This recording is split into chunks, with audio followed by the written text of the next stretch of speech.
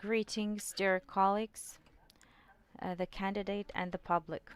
Today, on the January 18th, 2025, the advisory group of experts gathered in full to conduct an interview with the candidate for the post of judge of the CCU, Denysenko Nataliia Mykolaievna. In, pa- in particular, the AGE members are present: the Secretary of the AGE, Maureen O'Connor, the AGE member Alice Zeller, Ярослав Романюк, Vasil Shakun, the member of the AGE, Madam Hanna Sukotska, and me, head of the AGE, Oksana Vasilchenko. Also during this interview, deputy members of the AGE are present: Mr. Volodymyr Kuzmenko, Vitaly Makhinchuk, Mr. Marek Zubik, Mr. Richard Barrett. I will note that we work in a shelter, so in the event of an air alert, the interview will continue without interruption. I would also like to remind you that the interview is being recorded and broadcast live on the resources of the AGE and the CCU website.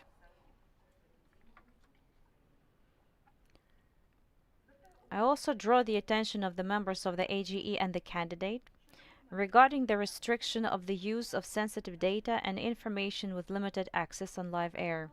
If necessary to discuss such questions, the AGE will limit the broadcast for this time. We are ready to begin, so I will pass the floor to the Secretary of the AGE, Madam Maureen O'Connor, for short representation of the candidate and to remind the regulations interviews. Madam Maureen, please, the floor is yours. Good morning, ladies and gentlemen, to the applicant, dear colleagues, and everyone who is watching us today. As our chair has already stated, now the advisory group of experts will conduct an interview with the candidate, Nataliia Denysenko. Let me remind you that the candidate's opportunity to interview is a mandatory stage of evaluating candidates as part of assessing their compliance with the criterion of high moral qualities. Approximately 1 hour is allotted for the interview, and the time limit for answering questions is up to 3 minutes. Traditionally, we ask all candidates to be concise, to answer the questions clearly, unambiguously, and to the point. At the end of the interview, the candidate may make a short closing statement of no more than 5 minutes. I would also like to point out that during the processing of materials about the candidate, Denysenko, the AGE sent her questions for written explanations, so the candidate has the opportunity to prepare and also provide answers. So now with us is Nataliia Denysenko, a candidate for the position of Judge of the Constitutional Court of Ukraine, who was admitted to competitive selection by the Competitive Commission under the President of Ukraine. She is a candidate of legal science, deputy head of the Department of Comparative Legal Analysis of the Secretariat of the Constitutional Court of Ukraine. In 2004, she defended her candidate's thesis on the topic, Application of Norms of International Law by Bodies of Constitutional Jurisdiction, the European Experience. Ms. Denysenko, if you want to add anything to your presentation about your background, you may do so now with up to 3 minutes.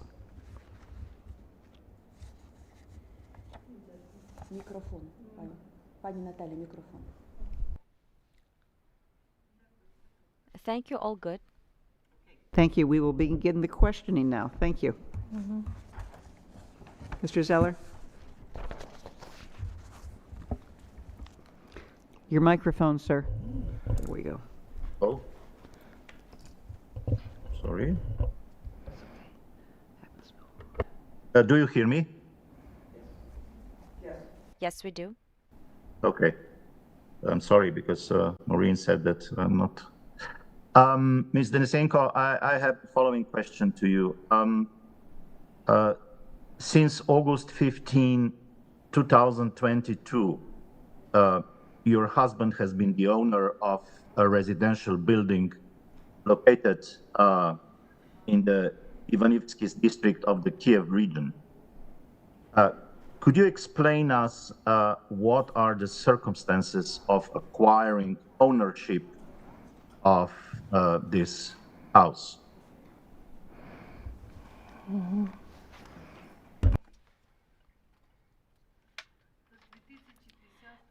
2010, this building, uh, the construction began of this building. It's not far away from the Chernobyl area.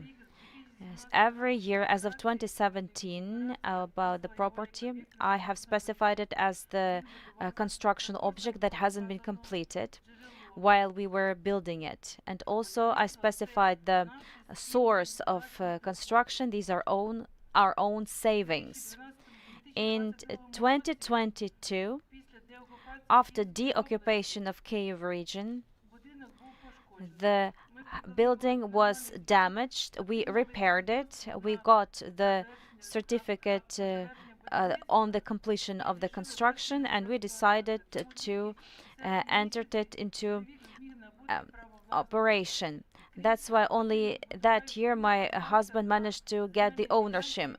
Apart from that, this house was built on the land plot that that was owned by my husband, and that's how he got the right of owning it.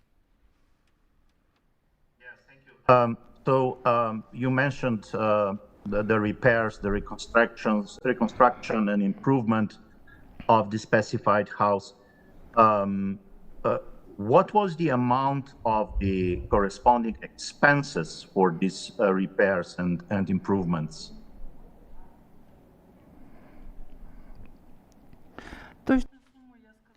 I cannot tell you the exact amount because the damages, somewhat they were very significant and some were not. And this was due to some combat activities ongoing there, and some of the damages were fixed by my husband with his own hands, where we didn't spend any money. In your responses to the queries of the advisory group of experts, you indicated that your husband received income in the amount of almost 900,000 Ukrainian hryvnias over the past 6 years, and approximately 350,000 hryvnias of which he spent on the arrangement of the specified residential building in the year 2021 and 2022. Is this correct?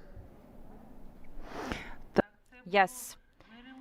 But this was not a repair after deoccupation, but this was actually the improvements of the building in order to be using it, to live it.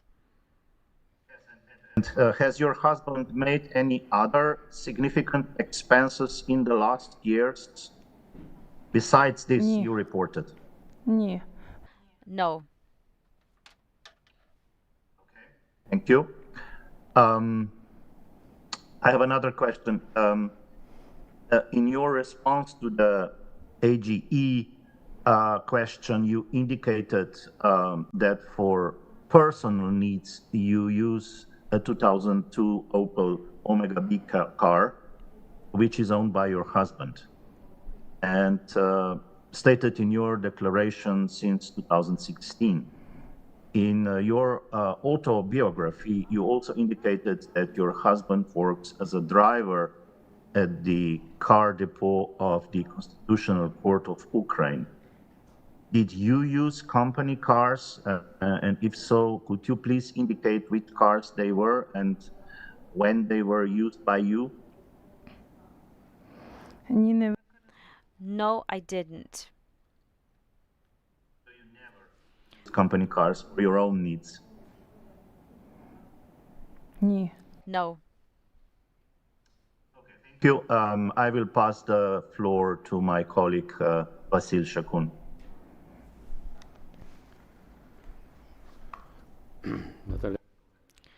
Natalia Mykolaivna, I have a few clarifying questions.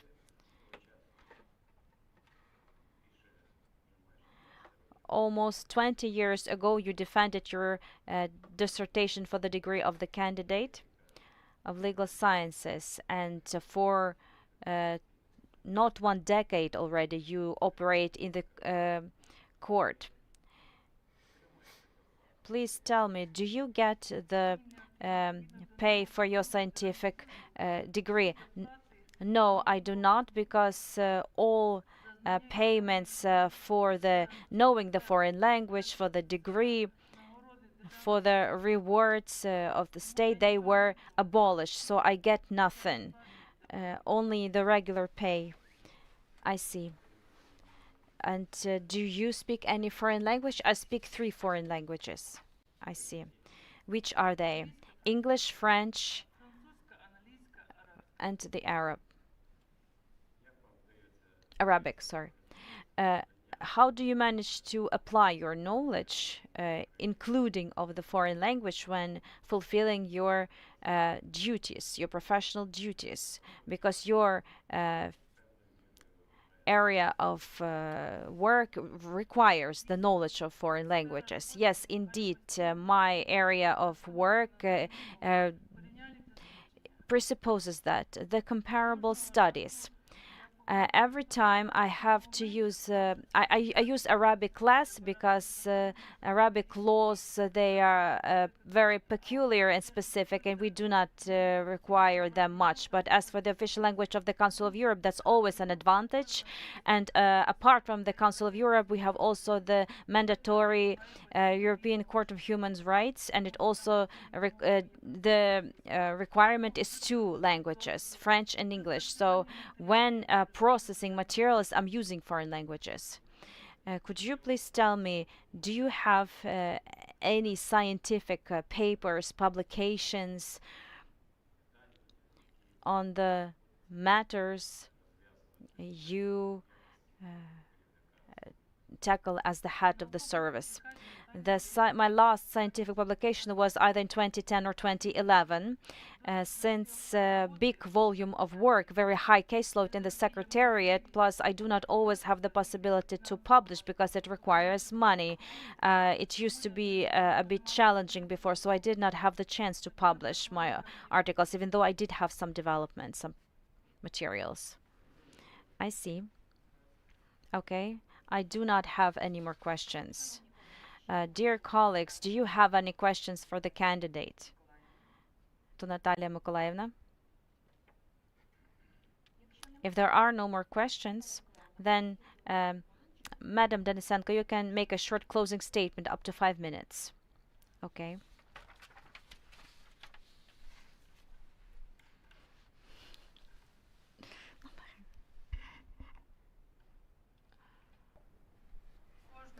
Every time while preparing for the interview, I chose for myself a topic for my concluding remarks. Now, my previous interviews with the candidates for the position of the CCU have given me the topic. So it's logical that my current activity is the topic of comparative studies. I'm the only person in Ukraine who took part in numerous competitions for the position of the judge of the Constitutional Court. So I can compare competitions. Introduction of an open competition for the position of the judge of the CCU involving participation of the AGE and not through some local competitive commissions creates a unique opportunity for establishment of an independent judiciary body of constitutional jurisdiction. So closer to comparison. The main difference is that right now different categories of specialists in the sphere of law can participate in the competitions, and not only those persons who are close to nominating bodies. Interviews held by the AGE are substantive, broad, and touch upon different aspects of life and activities of candidates for the position of the judge of the CCU. In the past, during separate interviews, there were no questions to candidates, or the questions were quite formal. The list of necessary in brackets candidates had been agreed in advance and suggested by nominating bodies. Right now, mostly thanks to participation of international experts, it is more difficult to pull through these necessary candidates. Of course, Soviet past shows its legacy during assessment of candidates. However, the judge of the CCU is a living human being who lives in the society with its needs and preferences. I'm convinced that search for a perfect candidate is not the goal of the AGE. Since the competition for the position of the judge of the CCU, after all, gives hope to those people who could not even think about being a candidate for high positions. I would like to draw attention of the society, citizens who are watching this broadcast to the fact that right now it is real to create the CCU out of people who would not have this Soviet legacy. Without corruption scandals, without money laundering, and without empty promises. After our victory over the Russian Federation, our state will face a difficult period of reconstruction and recovery. Unfortunately, much harm is being done by this bloody war, especially it concerns life and health of people. Nowadays, unfortunately, it was not an exception. There will be many real people with disabilities who have already survived the worst events in their life and who want to be important for the state. I'm the person with a disability of the second group, and I'm convinced that most people with disabilities who will get trust from the state by getting positions at which they can be useful and where their work will be valued will not be lured by these treats in brackets through corruption schemes. It would be appropriate to quote Lesa Ukrainka, those who have not lived among the turbulent times, those do not know the price of power. Of course, high moral qualities and the proper level of competence are important for the judge of the CCU, but still, it is more important to have humanity, respect for people, and value for everyone, not in public, but in real life. It is important to understand and love their work. And finally, I would like to express my gratitude to the armed forces of Ukraine for having the possibility to participate in the competition for the court. And I would also like to express my gratitude to the AGE and Secretariat of the AGE for diligent and thorough work during the competition for the position of the judge of the CCU. And I would like to wish peaceful skies for all of us. Glory to Ukraine. Glory to heroes. Thank you, Ms. Nataliia, for your answers.